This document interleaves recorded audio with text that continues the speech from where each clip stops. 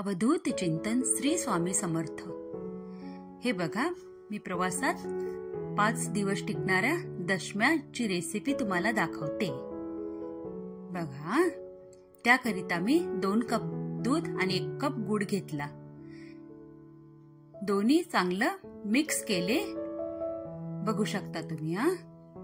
आता मी त्याच्यात चवीपुरतं मीठ टाकते आणि जेवढी या दूध आणि गुडाच्या सारणात कणिक बसेल तेवढी मीठ टाकते।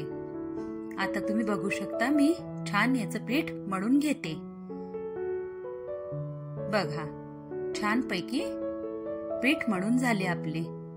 आता मी ह्या लाटायला घेते। ह्या 10-15 मिनिट ठेवायच्या बरं, आणि मग लाटायला घ्यायच्या। तूप लावून घ्यायचे, तेलही लावलं तर चालते, आपल्या आवडीनुसार तेल किंवा तूप। ह्या लाटायला थोड्या जड जातात, पण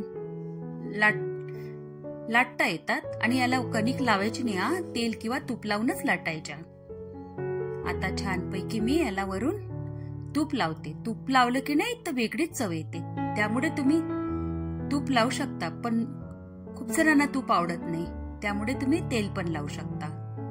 छानपैकी शेकून घ्यायच्या।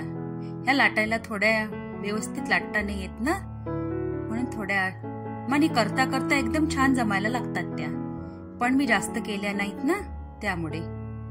बघा, आता आपल्या छानपैकी दशम्या तयार आहेत। बघा तुम्ही, किती छान कलर आला दशमीला आपल्या। ह्या तुम्ही शेंगदाण्याच्या चटणी सोबत, लाल मिरचीची चटणी सोबत, लोणच्या सोबत खूप सुंदर लागतात। इतकी सुंदर लागते की भाजीचंही काहीच काम नाही, नुसती दशमी आणि शेंगदाण्याची चटणी, मस्त त्याच्यावर शेंगदाण्याचं तेल। तुम्ही एक वेळ अवश्य ही रेसिपी करून बघा। आणि मी तुम्हाला शेंगदाण्याची चटणी केलेली आहे त्याची पण रेसिपी सांगेल नेक्स्ट व्हिडिओमध्ये, ती पण जरूर बघा। आणि प्लीज गाईज, लाईक सबस्क्राईब करा। लाईक मला खरंच करा, धन्यवाद। बघा, आता आपल्या सर्व दशम्या तयार झालेल्या आहे, बघू शकता तुम्ही। या जेवायला दशमी, चटणी,